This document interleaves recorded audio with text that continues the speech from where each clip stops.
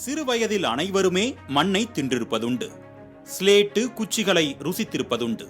விவரம் தெரிந்தது முதல் இவ்வாறான பழக்கங்களை விட்டு விடுவர். ஆனால் 40 வயதில் ஒருவர் குருடாயிலை குடித்து உயிர் வாழ்ந்து கொண்டிருக்கிறார் என்று சொன்னால் நம்ப முடிகிறதா உங்களால்?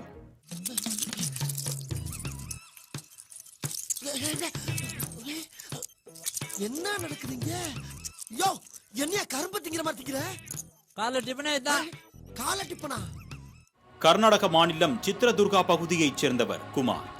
சிறு வயதிலேயே தாய் தந்தையை இழந்த குமார் திருமணம் செய்து கொள்ளாமல் தனியே வாழ்ந்து வருகிறார். இந்நிலையில் குமார் கடந்த சில நாட்களாக பழைய எஞ்சின் ஆயிலை விரும்பி குடித்து வருவதாக இணையத்தில் தகவல் பரவியது. ஆயிலை குடித்தும் ஆயுளோடு வாழும் இந்த ஆசாமி யார் என மக்களிடையே எதிர்பார்ப்பு நிலவியது. இதனைத் தொடர்ந்து கிருஷ்ணகிரி மாவட்டம் ஓசூர் தாலுகா அலுவலக வளாகத்திற்குள் குமார் வந்தடைந்தார். அப்பொழுது அவரது கையில் கரு நிறத்தில் திரவம் அடங்கிய பாட்டில் இருந்தது. இதனை வாங்கிய அப்பகுதியினர் சோதித்து பார்த்தபோது அது எஞ்சின் ஆயில்தான் என்பது உறுதிப்படுத்தப்பட்டது.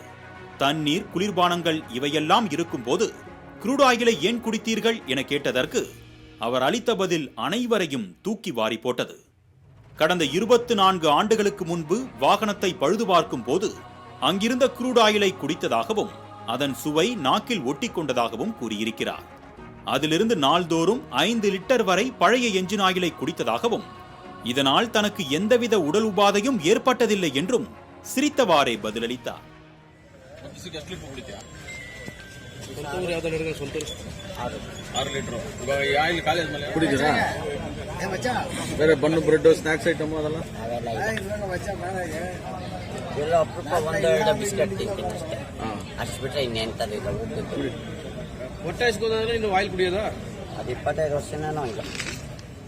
தற்பொழுது குமார் ஐயப்பனுக்கு மாலையணிந்து விரதம் இருப்பவர் கோவிலுக்கு சென்று வீடு திரும்பிக் கொண்டிருந்தார்.